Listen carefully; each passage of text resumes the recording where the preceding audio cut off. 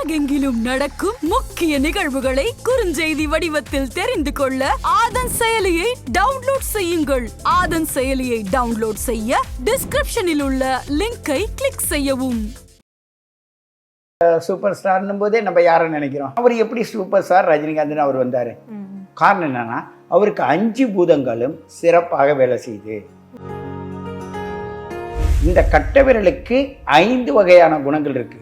தீயும் சேர்ந்தால் என்னவாகும், தீயும் மண்ணும் சேர்ந்தால் என்னவாகும், தீயும் காற்றும் சேர்ந்தால் என்னவாகும். இந்த மண்ணு நிறத்துக்கு இந்த மோதிர விரலும், நீர் என்பதற்கு சுண்டி விரலும், தீ என்பதற்கு இந்த கட்டை விரலும், காற்று என்பதற்கு நம்மளுடைய ஆள்காட்டி விரலும், சிந்தனா சக்திக்கு இந்த குரு விரலும், ஆட்சியில் இருக்கு, உச்சத்தில் இருக்கு, பகையில் இருக்குன்னு சொல்றோம்ல.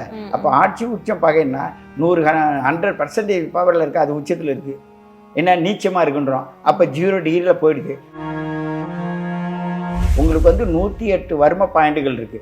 அந்த வர்ம பாயிண்டுகளை செய்வதற்கு நான் எளிமையாக சொல்லி கொடுக்கறது இதுதான். இப்படி காலையில் எழுந்திரிச்சு இப்படி பண்ணி பாருங்க. இது செய்யும் போதே நம்மளுடைய பஞ்சபூதங்களும் உள்ள ஒர்க் பண்ணும். ஆதன் ஆன்மீகம் நேயர்களுக்கு வணக்கம். முக்கிய நிகழ்வுகளை உடனுக்குடன் தெரிந்து கொள்ள ஆதன் செயலியை டவுன்லோட் செய்யுங்கள். டவுன்லோட் லிங்க் டிஸ்கிரிப்ஷனில் உள்ளது. இன்று நம்மோடு பாரம்பரிய ஜோதிடர் பேரம்பலவாணன் அவர்கள் இணைந்திருக்கிறார். வாருங்கள் பேசலாம். வணக்கம் சார். வணக்கம்மா. வாழ்க வையகம், வாழ்க வளமுடன். சார், தொடர்ந்து ஜோதிடம் ரீதியான நிறைய விஷயங்கள், அதில் இருக்கிற ரகசியங்களாக இருக்கட்டும், அதில் இருக்க சின்ன சின்ன விஷயங்களும் எங்களுக்காக நீங்கள் ஷேர் பண்ணிகிட்ருக்கீங்க. ஸோ உங்களுடைய கணிப்பு துல்லியமாக இருக்குது அப்படிங்கிற பட்சத்தில் உங்களுடைய கணிப்பின் நுட்பங்கள் பற்றி எங்களுக்கு ஷேர் பண்ணுங்கள் சார். நான் சில நேரங்களில் சில பேருக்கு நிறைய விஷயங்கள் சொல்லிட்டு வரேன். அந்த ஜாதகத்தின் மூலம் என்கிட்ட ஜாதகம் கொடுக்கும் பொழுதே நிறைய சயின்டிஃபிக்காக, அதாவது அண்ட சராசரத்தில், நான் பெரும்பாலும் அண்டத்தில் இருக்கிறது எல்லாத்தையும் பிண்டத்திலேயே நான் சொல்லிடுவேன். அதில் எனக்கு என்ன மேலும் மேலும் என்னோட சந்திக்கிறதுக்கு ஒரே ஒரு காரணம், அது அண்டமாகவும் பரிகாரமாக வெளியிலையும் நான் சொல்ல மாட்டேன். உன்னுடைய உடல், உன்னுடைய ஆன்மா, உன்னுடைய சக்தி, உனக்கு தந்த மூதாதையர்கள், அவங்களுக்குள்ள நன்றி கடனை நீ செய்யும்போது உனக்கு 24 மணி நேரம் பத்தாது. நீ வெளியில் சுற்ற வேண்டிய அவசியம் இல்லை. நீயே உன்னை பராமரிச்சிட்டு வரும்பொழுது உங்களை சார்ந்தே எல்லா காரியமும் நடக்கும். தெய்வமே உன்னிடம், உன்னோடக்குள்ளே தான் தெய்வம் இருக்குது. அந்த தெய்வத்தை நீ மதிக்க மதிக்க மதிக்க உன்னுடைய எல்லா அந்த ஜோதிட கணிப்பை தாண்டியும் இறையாற்றல் உள்ள ஆன்மீக வழியில் உன்னை எடுத்துகிட்டு போய் எல்லா சுகபவங்களும் கொடுக்கும். இந்த நுட்பமான விஷயம்னு சொல்லும்போது, நம்ம ஒருத்தர் நல்ல பிரபல்யமாயிட்டார். இப்போ சூப்பர் ஸ்டார் ஆன்னு சொல்கிறோம். இப்போ சூப்பர் ஸ்டார்னும் போதே நம்ம யாரை நினைக்கிறோம்? ரஜினிகாந்த் சொல்கிறோம். அவர் எப்படி சூப்பர் ஸ்டார் ரஜினிகாந்த்னு அவர் வந்தார்? காரணம் என்னன்னா, அவருக்கு 5 பூதங்களும் சிறப்பாக வேலை செய்யுது. அந்த 5 பூதங்கள் எப்படி வேலை செய்யுதுன்னா, அதே கான்செப்டு தான். நம்மளுடைய நெற்றி, நம்மளுடைய மூக்கு, நம்மளுடைய 2 கண்கள், 2 காதுகள், நம்மளுடைய வாய், இந்த பஞ்சபூதங்கள். இந்த பஞ்சபூதங்கத்தில் 5 ஸ்டார் அனு சொல்கிறோம். இந்த 5 பூதங்களும் செயல்படுது. அவர் வரும்போது எப்படி வந்தார்? அப்படியே வில்லனாக வந்தார். அதுக்கு பிறகு கொஞ்சம் கொஞ்சமாக மக்கள் மத்தியில் என்ன வந்துட்டார்? ஆன்மீகத்தில் வந்தார். மற்றவங்க நடத்தினதுக்கும் அவர் நடத்துறதுக்கும் எவ்வளோ வித்தியாசம் வருது. அப்போ மனிதன் இப்படி தான் இருக்கணும், இந்த போர்வையிலே வரணுன்றது அவர் ஒரு எடுத்துக்காட்டு. அப்படி இருக்கும்போது இந்த பஞ்சபூத தத்துவம் தான். சாதாரண மனிதனாக இருக்கும்போது தெரியாத தடுமாறுறோம். கொஞ்ச நாளைக்கு பிறகு அது இருக்குது, இது இல்லை, இப்படி போராடுறோம். அதுக்கு பிறகு ஏதோ ஒன்று நடக்குது, அது என்னன்னு தேடுறோம். அதுதான் ஆன்மீகத்துக்கு வந்துடும். இந்த 5 தத்துவத்தில் தான் வரும். அப்படி இருக்கும்போது தீ என்றால், தீன்னு இருக்கு 5 பூதத்தில் முதல்ல தீ. நாங்கள் மேஷம், சிம்மம், தனுசு, தீன்னு சொல்கிறோம்ல. அந்த தீ என்ன செய்யுதுன்னா, கட்ட விரலாக வேலை செய்யுது. இந்த கட்ட விரலுக்கு 5 வகையான குணங்கள் இருக்குது.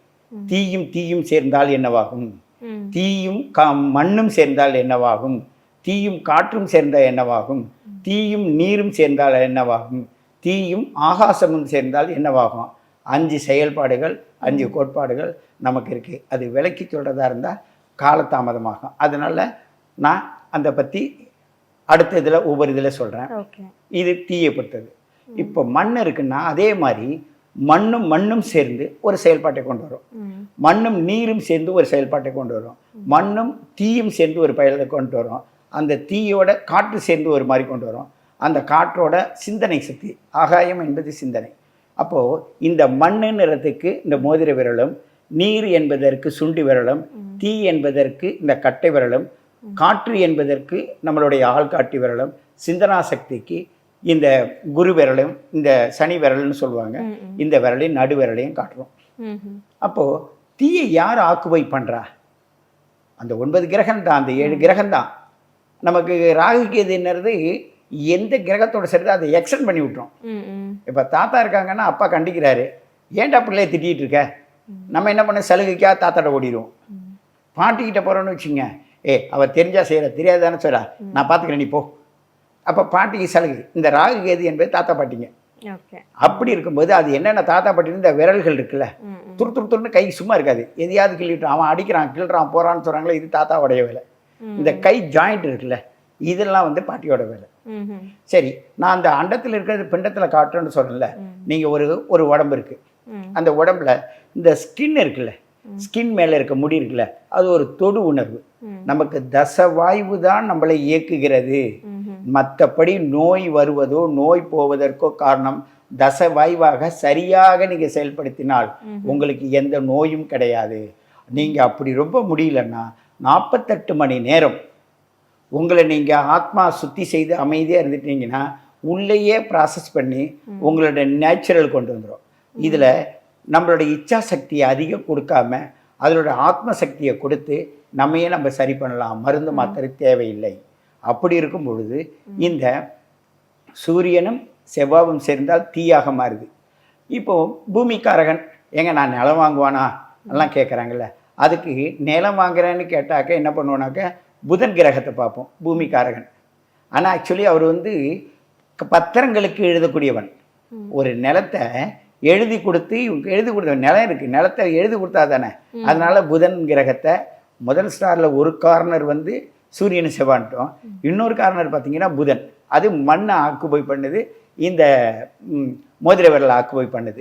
அப்போ அந்த மோதிர விரலோட செயல்பாட்டை பார்க்கும்போதும் அந்த புதன் எப்படி இருக்கும், பத்திரங்கள் எழுதும்போது என்னென்ன பாதிப்பு வரும் அதை வச்சு கண்டுபிடிச்சிடலாம். அடுத்தது வந்து காற்று. காற்று எப்படிப்பட்ட காற்றெல்லாம் வருது, இது யாரோடதுன்னா பூமியில் நீங்கள் எவ்வளவுக்கு எவ்வளவு பாவ புண்ணியங்கள் செய்கிறீங்களோ அதை பொறுத்திருந்து சனி தான் அந்த காற்றை உருவாக்குவார். அவர் நிறைய விஷயங்களை என்ன பண்ணிவிடுவார்னா பொறுத்திருந்து காப்பதும் அவரே, அழிப்பதும் அவரே, அதுக்கு பக்குவப்படுத்துகிறோம் அவரு. அதனால சனி தான் காற்றுவே. அந்த காற்று கிரகத்தோடைய கோச்சார கிரகங்கள் வரும்போது பூமியில் இது நடக்கும், இது நடக்காதுன்னு சொல்லுவோம். இது வந்து ஒரு தத்துவம். அடுத்தது நீர் தத்துவம். நீரில் சந்திரனும் சுக்கிரனும். அம்மா வந்து ஒரு வார்த்தை சொல்கிறாங்கன்னா ஆமாம்மா சினிங்கி பிள்ளைங்க பேசல, அது மாதிரி இந்த சினுங்கிற குணமெல்லாம் அந்த சந்திரனுக்கும் சுக்கிரனுக்கும் தான் இருக்கும். இந்த 2 பேரும் சந்திரனும் சுக்கிரன் நீர் கிரகம் நம்ம உடம்புல நீர் கிரகமாக செயல்படுது. அது 5 வேலை செய்யுது. அதுக்கு அடுத்தது ஆகாச கிரகம்னு சொல்லுவது குரு பகவான் தான். எப்படி கோடியாக கொட்டி நம்ம சாதாரணமாக இருக்கிறோம், திடீர்னு பண்ணுற ஒரு அதிர்ஷ்டம் வருது, திடீர்னு எங்கேருந்து பணம் வருது, நம்ம ஒரு பெரிய பணக்காரன் ஆகிறோம். அது மாதிரி திடீர்னு கொட்டுறது வந்து ஆகாச கிரகம்னு சொல்லக்கூடிய குரு பகவான். இந்த 5 பேரும் சேர்ந்தது தான் ஒரு ஸ்டார். இதில் உழைக்கணும் நம்ம, கம்பல்சரி உழைக்கிற தத்துவத்துக்குள்ளே போயிட்டீங்கன்னாவே இந்த 5 கிரகங்கள் 25 வேலைப்பாட்டை நம்ம உடலுக்குள்ளே கொடுத்து சக்தியை பலப்படுத்தி ஆன்மீக சக்தியோட வளர்த்து நம்மளோட கிரக நிலைகளை உள்ளே எடுத்துகிட்டு போகும்போது பார்த்தீங்கன்னா நமக்கு எந்த ஒரு பிரச்சனையும் வராது. அப்போ தெய்வமே நமக்கு துணை இருக்கும். அந்தந்த நேரத்துக்கு எப்படி ஒதுங்கணும், எப்படி சேரணும், எப்படி போகணும், அது எல்லா நுட்பங்களையும் நாம் உணர்வது. கிரகங்களை நம்ம கண்ட்ரோல் பண்ற மாதிரின்னு சொல்ற வரீங்களா? அதாவது நீங்க யாருங்க கிரகத்தை கண்ட்ரோல் பண்றது? கிரகங்கள்லாம் சேர்ந்துதான் நீங்க. கிரகம் என்பது ஒன்று, அது இந்த கிரகத்தோட வேலை தான் நம்மளுடைய குணாதிசயம். நம்ம எப்படி அதுக்கு ஏற்ற மாதிரி மாற்ற முடியும்? அதாவது அது நீங்க வாங்கி வந்த பாவ புண்ணியம் இருக்குல்ல, நீங்க சேரும் இடம் இருக்குல்ல, உங்களுடைய தகுதி இருக்குல்ல, உங்களுடைய மன வளர்ச்சி, உடல் வளர்ச்சி, உங்களுடைய ஞாபக சக்தி, இதெல்லாம் சேர்ந்தது தான் உங்களுக்கு தேவையான பக்குவத்துக்கு அதை எடுத்துகிட்டு போவோம். அப்போ அந்த கிரகங்களை ஆட்சியில் இருக்குது, உச்சத்தில் இருக்குது, பகையில் இருக்குன்னு சொல்கிறோம்ல. அப்போ ஆட்சி உச்சம் பகைன்னா 100% பவரில் இருக்குது, அது உச்சத்தில் இருக்குது. என்ன நீச்சமாக இருக்குன்றோம், அப்போ 0 டிகிரியில் போயிடுது. நீங்கள் வந்து உங்கள் வீட்டில் அப்பாவுக்கு உடம்பு சரியில்லையாப்பா, உங்களுக்கு எதுவும் செய்ய முடியாது, கஷ்டப்படாதா, ஆமான்னுவாங்க. அங்கே பார்த்தா சூரியன் நிச்சயமாக இருக்கும். உடனே எப்பங்க சரியாகும், அந்த சூரியன் என்ற வீட்டின் நட்சத்திராதிபதி எங்கே போயிருக்கான்னு பார்ப்போம். அதுக்கு 6 8 12 இருந்தால் கொஞ்சம் கஷ்டம்ப்பா, கவலைப்படாத, அதுக்காக இதை வேண்டிக்கு இது பரிகாரம் பண்ணிக்கன்னு சொல்லிவிடுவோம். இல்லைன்னா விடுப்பா, நீ கவலைப்படாதப்பா, இந்த கிரகங்கள் இந்த இடத்துல வரும்போது கண்டிப்பாக நடக்கும். அப்படியே நாங்கள் உங்கள் குணாதிசயங்களை கிரகத்தோட வைப்போம். கிரகத்தோடைய குணாதிசயங்களை அப்படியே உங்களோட சேர்த்து இந்த வாழ்க்கையின் பயணத்தை செம்மப்படுத்தி கொடுக்குறதும் குருவோட வேலையே. Okay sir. அதே மாதிரி இப்போ நிறைய விதமான ஜோதிடம் எல்லாமே இருக்குது. நீங்கள் சொல்கிற விஷயம் வந்து கொஞ்சம் வித்தியாசமாக இருக்குது. இது எந்த வகையில் சேரும் சார்? இது வந்து மருத்துவ ரீதியாக, இது மருத்துவ ஜோதிடம்னு சொல்கிறாங்கல்ல. நான் சொல்லுவது நடைமுறை எளிமையானது. நீங்கள் முன்னோர்கள் வந்து சொன்னது. நீங்கள் இப்போ ஒரு வீட்டில் ஒரு சம்பவம் நடக்குது, அந்த சம்பவத்துக்கு வந்து பாட்டி உட்காந்துருப்பாங்க. அவங்க எதுக்கு நடக்குன்னா, இங்கே வா, உனக்கு என்ன வேணும், நீ போ, ஏய் அவள் என்ன கேட்குறா, ஏன் இப்படி சத்தம் போடுற, அவங்க எப்படி பராமரிக்கிறாங்க. இது எளிய முறை. நம்மளோட குணாதிசயம் சரி தவறு இல்லை. இப்போது ஜென்ரலாக வந்து பார்த்திங்கன்னா கைரேகை, நிறைய விதமான ஜோதிடம் அந்த மாதிரி எல்லாமே இருக்குது. அப்படி இருக்கும்போது நீங்கள் சொல்கிற விஷயங்கள் வித்தியாசமாக இருக்கும்போது இதற்கான அந்த ஜோதிடத்தின் பெயர் அப்படின்னு ஏதாவது இருக்குதா? இது மருத்துவ ஜோதிடம்.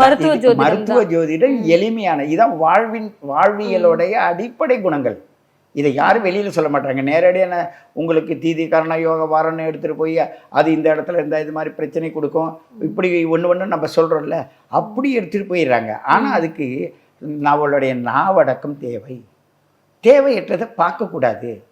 சரியில்லாத சுவாசம் சுவாசிக்கக்கூடாது. அதுக்கு தான் யாகங்கள், இந்த யோகங்கள், அவங்க போய் ஒரு தர்ப்பணம் கொடுக்கறது, இது மாதிரிலாம் சுவாசத்தை கண்ட்ரோல் பண்ணுறது, இந்த முத்திரைகள் போடுறது, இவங்கெல்லாம் நம்ம முன்னோர்கள் அதுக்குன்னு பக்குவம் வச்சுருக்காங்க.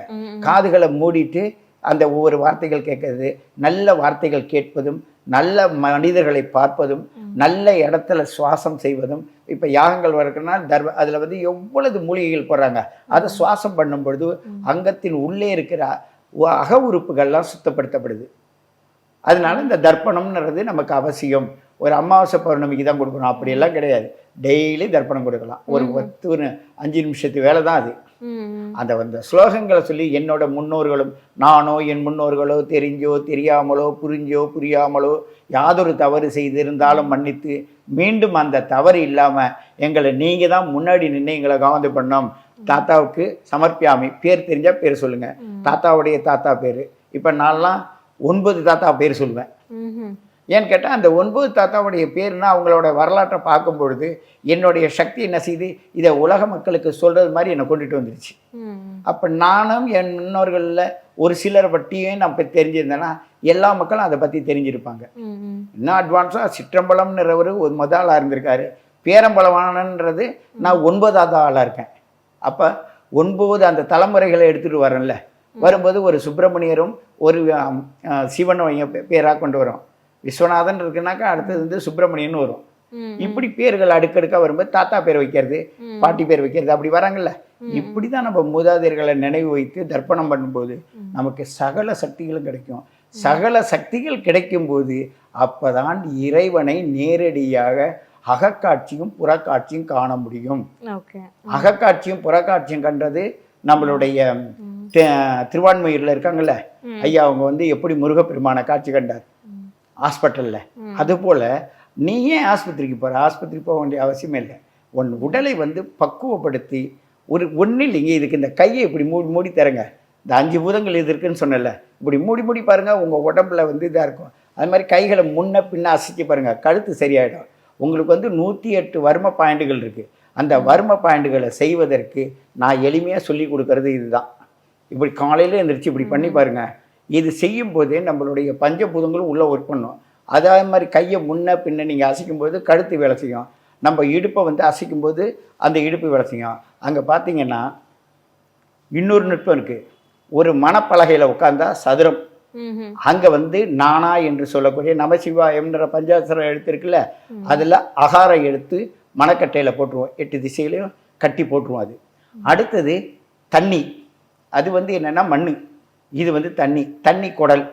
வயிறு நிமிர என்ன இருக்குது, நம்ம சாப்பிட்டது போனது வந்தது தண்ணிக்குன்னு எல்லாது உள்ள தானே இருக்குது. அதுக்கு பிறைச்சந்திரனை காட்டுவோம். அந்த பிறைச்சந்திரனை வச்சு அதுக்கு பிறைச்சந்திரன் எப்படி ஏறுது இறங்குது, அது மாதிரி உன்னுடைய காற்றும் நீரையும் பிரிக்க கற்றுக்கணும். அது இந்த வர்ம பாயிண்டில் தான் இருக்குது. ஓகே, இப்போ வர்ம பாயிண்ட்டை ஆக்டிவேட் பண்ணணும்னா என்ன மாதிரியான விஷயங்கள் பண்ணணும்? அப்போனா நம்ம ஒவ்வொரு பார்ட்டியும்ல ஆக்டிவேட் பண்ணணும். உனக்கு எந்த பிரச்சனை கொடுக்குதோ அந்த பிரச்சனைக்கு மாத்திரம் ஆக்டிவேட் பண்ணுங்க. அது நமக்கு சரியான தீர்வு கொடுக்குமா? நிச்சயமாக. ஆதிகால இன்றைய காலத்தை வச்சு நீங்க பேசாதீங்க. உங்களுடைய மூதாதையர்கள் காலத்துல இது மாதிரி ஆஸ்பத்திரி இருந்ததா, இவ்வளவு படிப்பு இருந்ததா, அதெல்லாம் இல்லாதன்னா பழைய காலத்து மக்கள் வாழ்ந்து வந்தாங்க. இதுக்கு தான் பாரம்பரிய ஜோதிடம் என்ன சொல்லுதுன்னா, நீ எப்படி வேணும்னா வளர்ந்து போப்பா, நீ கம்ப்யூட்டரை கால்குலேட்டரை வச்சு செய்ய. முதல்ல பெரியவங்களுக்கு மரியாதை கொடு. சின்ன எழுத்து என்ன, பெரிய எழுத்து என்ன, அந்த வித்தியாசம் தெரியணும். 2 எழுத்தும் தெரியாத ஒரே கண்ணாடியை போட்டு 2ஐயும் ஒன்றா பார்த்து என்ன வச்சுக்க, அங்கே உன் கண்ணாடியால் நீ எல்லாரையும் சொல்லக்கூடாது. சாதாரண கண்களில் சிறு எழுத்து கிட்ட இருக்கிறதும் தெரியணும், வெட்டி இருக்கிறதும் தெரியணும். அதனால் ஆதி காலத்தில் என்ன நடந்தது அப்படி பார்க்கும்போது மரம் செடி கொடிகளை அவங்களுக்கு தர்ப்பணம் செய்யும்போது அந்த மூலிகை மூலமாகவும் அவங்களுடைய சக்திகளை பிரயோகம் பண்ண முறையும் நீங்கள் கையாண்டிங்கன்னா உங்களுக்கு இந்த முறை தான் சிறப்பாக இருக்கும். ஒன்றும் இல்லையே, சூரிய ரேகை, சந்திர ரேகை, சனி ரேகை, குரு ரேகைன்னு இதில் இருக்க. இப்போ சுக்கிர ரேகைன்றது இதில் கண்டுபிடிச்சிருவோம். சந்திரனுக்கு இந்த மேட்டை பார்ப்போம், புதனுக்கு இந்த மேட்டை பார்ப்போம், சூரியனுக்கு இந்த மேட்டை பார்ப்போம். அப்படி இருக்கும்போது சனிக்கு இந்த மேட்டை பார்ப்போம், குருக்கு இந்த மேட்டை பார்ப்போம். நாங்கள் வெளியில் இருக்கிறது அண்டத்தில் இருக்க, நான் பிண்டத்தில் பார்க்குறேன். பிண்டத்தை பார்த்து இது பஞ்சங்கங்களாக மாற்றினேன். அந்த பஞ்சாசரம் நமச்சிவாயம்னு இடத்துல இந்த நெஞ்சு குழியில் வந்து முக்கோணத்தை பார்க்குறேன். அதே முக்கோணத்தை திருப்பி போட்டு அருங்கோணமாக பேசுகிற பேச்சு. முருகன் ஏன் சொல்கிறோம், 6 படை வீடு கூடையவன்னு சொல்கிறான். அறுசுவை உணவு உண்டுற இடம் தானே அது. அதை பக்குவம் சாப்பிட்டா நோய் எப்படி வரும்? அடுத்தது பிறை, இந்த முழுச்சந்திரன் இருக்குல்ல நிலவு, அந்த இடத்துல தான் ந ம சி வா யா என்ற இடத்து இங்கே இருக்குது. இது வந்து அகார உகாரன்றாங்க. ஊனா பட்டி எழுதுறோம்ல, அது மேலே இருக்கிறது ஊனா. அதுக்கு மேலே சகசிரார சக்கரம் இருக்குது. மூலாதார சக்கரத்திலேருந்து சகசிரார சக்கரம் வரையும் நம்ம இணைக்க கற்றுக்கிட்டாவே உங்களுக்கு எப்படி நோய் வரும், பிரச்சனைகளை நீங்களே சரி பண்ணலாம். வர்ம பாயிண்ட் மூலமா வந்து நம்ம உடல் ரீதியான பிரச்சனைகளை சால்வ் பண்ண முடியும் அப்படின்னு சொன்னீங்க. நம்ம குணாதிசயங்களும் இந்த வர்ம பாயிண்ட் மேல மாற்ற முடியுமா? உங்களுக்கு வலிக்குதுன்னு சொல்றீங்கல்ல, வலின்ற ஒரு உணர்வை காட்டுறீங்கல்ல, எப்படி வருதுன்னா காற்றும் நீரும் சேர்ந்த இடத்துல கையை வச்சாக்க வலிக்குதுன்றீங்க. நாங்கள் என்ன பண்ணுவோம்னாக்கா, அந்த இடத்துல எந்த பாயிண்டில் அது லாக் பண்ணியிருக்கோ அந்த லாக்காக இருக்கிற, இப்போ கால் வலிக்கு எங்கிட்ட வராங்க, நான் அப்போ என்ன பண்ணுறேன்னாக்கா அந்த காலோட பின்பக்கம் பிடிச்சி முன்னாடி ஒரு பக்கம் பிடிச்சி 2 பக்கம் பிடி அசைச்சி கொடுப்பேன். அசைச்சி கொடுத்து தரையில் தட்டிடுவேன். அதுக்கு பிறகு நடந்து போவாங்க. வர்ம பாயிண்டில் வந்து மருந்து மாத்திரையே கிடையாது. இப்போ என்னோட நண்பர் நாங்கள்லாம் சேர்ந்து ஒரு சோசியல் சர்வீஸ் மாதிரி செஞ்சிட்ருக்கோம். அதில் வந்து ஒரு ஊனமுற்றவர் இருக்கார், அதாவது வாதம் அடிச்சிருக்கார். எவ்வளோ நாளில் சரி பண்ணுவீங்க? 2 மணி நேரத்தில் சரி பண்ணி விடுறாரு. வெறும் கட்டையை வச்சு அடிப்போம், கட்டையை வச்சு அடிப்போம். வலிக்குதுன்னு அவர் சொல்லவே மாட்டார். ஏன்னு கேட்டால் அது பக்குவமாக இருக்கும், விதமாக இருக்கும்.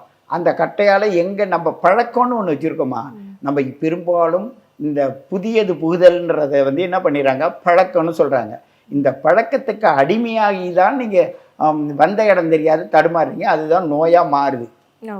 பழக்கத்திலேருந்து விடுபட்டால் இந்த சாஸ்திர கலையும் இந்த ஆன்மீக கலையும் உங்களை மேலும் மேலும் துல்லியமாக சிறப்பாக வச்சிருக்கோம். இந்த விளக்கத்தை சொல்லுவதனால தான் நான் துல்லியமாக ஜாதகம் பார்க்குறேன்னு சொல்கிறாங்க. ஓகே சார், நிறைய கேள்விகளுக்கு ரொம்ப தெளிவான விளக்கம் கொடுத்துருக்கீங்க. நன்றி சார். நன்றிம்மா. வாழ்க வையம், வாழ்க வளமுடன். மேலும் வேறொரு வீடியோவில் சந்திக்கிறேன். இதுவரை விடைபெறுவது பவித்ரா முருகேசன். சித்தயோகி பேரம்பலவனன் ஐயாவிடம் ஜோதிட ஆலோசனை பெற விரும்பினால் முன்பதிவிற்கு 9342115466 என்ற எண்ணிற்கு வாட்ஸ்அப்பில் உங்களது பெயர், தற்போது நீங்கள் வசிக்கும் இடம் ஆகியவற்றை அனுப்பவும். உங்களுக்கு வாட்ஸ்அப் மூலமே தகவல் அனுப்பப்படும்.